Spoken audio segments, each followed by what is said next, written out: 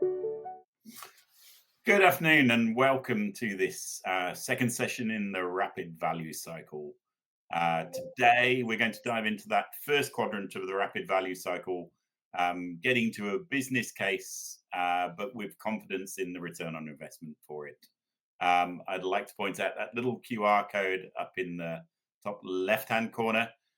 Clicking on it will take you to a page where you get the opportunity to do a rapid value cycle assessment. Jean, could you just explain a little bit about the assessment and what they might Yeah, get from it should they click? sure. Awesome. Thanks, James. Yeah, so good afternoon, everyone. So just a bit about the rapid value cycle assessment. It is a lightweight assessment at a high level that asks basic questions around understanding your investment, where you are, what your capabilities are, and then giving you a result back to understand how ready are you for investment. So firstly, are you ready to make an investment? And secondly, should you be making an investment? It then provides a high level write up of each one of the quadrants as each one of the components of the rapid framework, and just gives you an idea in terms of what core areas you need to focus on, if it's people, platform, processes, from a data perspective, or just overall, being able to measure value. So it's a really nice, quick assessment to give you some early on results around where you need to focus on if you need to focus on data investment. Awesome. Cool. Thanks, James. Cool. Thanks. So yes, just as a starter point, happy to take any questions from attendees as we work through. The curlier, the better. We like to put Jean on the spot. We may, depending on where we fit, we've got a certain amount of time. We might not get to you till the end, but we've got a Q&A session at the end. So anything that you've got, drop it in, and we will try and find a place to answer it. We've also got a few questions to the audience as we go through. I'll tell you when we're after some audience participation. But setting the scene, so we're in that first quadrant, investing confidently. So for the listeners today, what does investing confidently mean, and why is it important? Awesome. Thanks, James. Yeah. So I think let's maybe first cover confidence. Is you can learn a lot of stuff from books and academia and watching YouTube videos, but confidence really comes with applying what you know and doing it continuously and getting it to the extent that it almost becomes autonomous.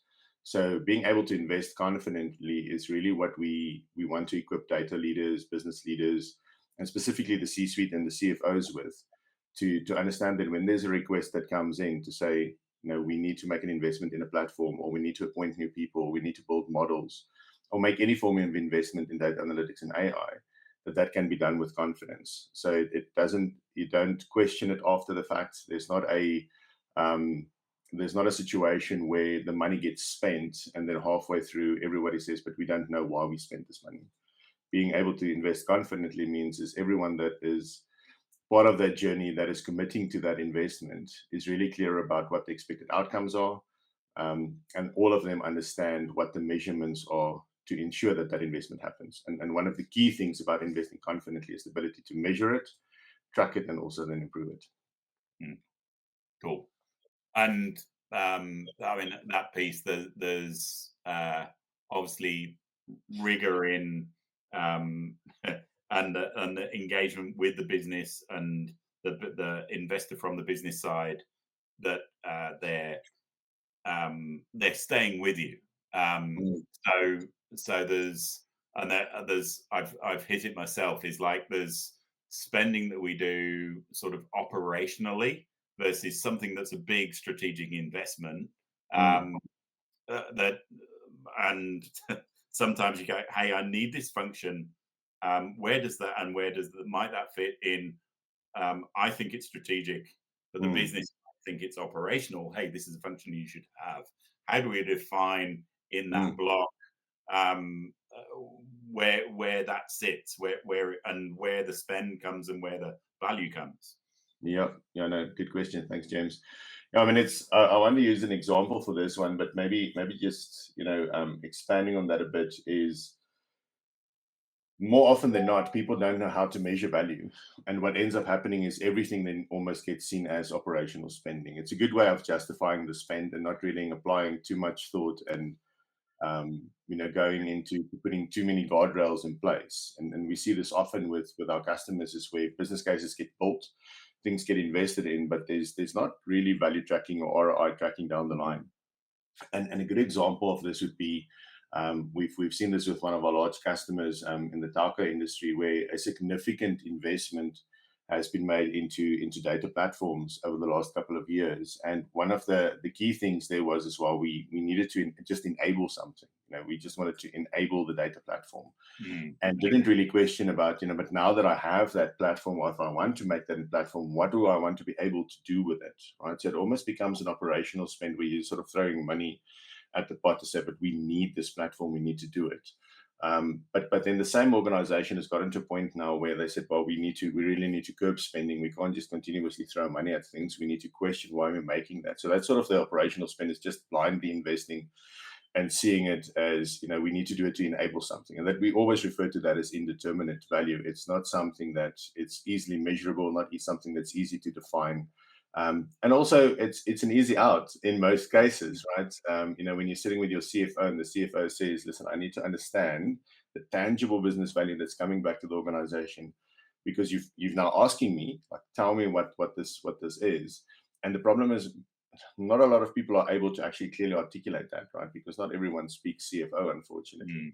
Mm. And this is sort of, it comes back to the previous point, is if we can get the CFO to be data confident and to invest confidently, it almost makes the process a bit easier, because they can start prompting and asking the right questions. But from a strategic investment perspective, that is really where you start asking the right questions. So with the same customer, same industry, they've gotten out to a point to say, but we now really need to make a proper formal investment in skills and platforms and licenses, etc. What does that mean for the business? And then instead of just doing something within 3 months because everybody said they need to, it's now really going back to the drawing board to understand, from a business perspective, what are our key strategic objectives. From a business point of view, what do we want to achieve? Mm. How does this spend enable us to achieve those objectives, in which way, shape, and form? And one of the big drivers, obviously, for them is revenue growth. So how does this really get us to this point of increasing that revenue growth? Obviously, some use cases can also be cost reduction, risk mitigation, or value at risk, which we've also seen in many cases in some industries, where, specifically banking, where value at risk is a big factor. If you don't make the investment, you're more than likely going to not realize that full value. But if we take a step back, so that first example is you investing in this platform. You don't really have a clear measure, a clear idea of what value you want to get out of it, and there's no ROI. There's no clear ROI, no clear way in terms of how you want to calculate it. Nobody's tracking it. People ask in the corridors, they say, why did we spend this money? We're not seeing the value. And the problem with this is, if it's operational spending, it doesn't get the strategic focus that it needs. Mm. So it's not just about aligning back to the strategy. It is about ensuring that when you make that investment, that the people that is needed to realize that value are all on the same page. So your business, your data, and your IT functions all see this as being a priority, and all of them work together in order to realize that value. Because we always make the statement, data analytics on its own cannot deliver any value, and this is specifically the reason for it. It's you need to have, if you're building churn models, you need to be able to embed that back into your business in some way, shape, and form. If you're doing customer segmentation, you need to do the same, and that's where the big value comes in. Obviously, the finance department shouldn't lose sleep around the technicalities of this, but they need to understand that and then they need to have the level of comfort, is, if you made the investment, am I going to see something? Is something going to come out of this? And this is sort of really the big split between strategic investment, is intentional thinking about what you want to invest in, versus operational spending, where people just spend money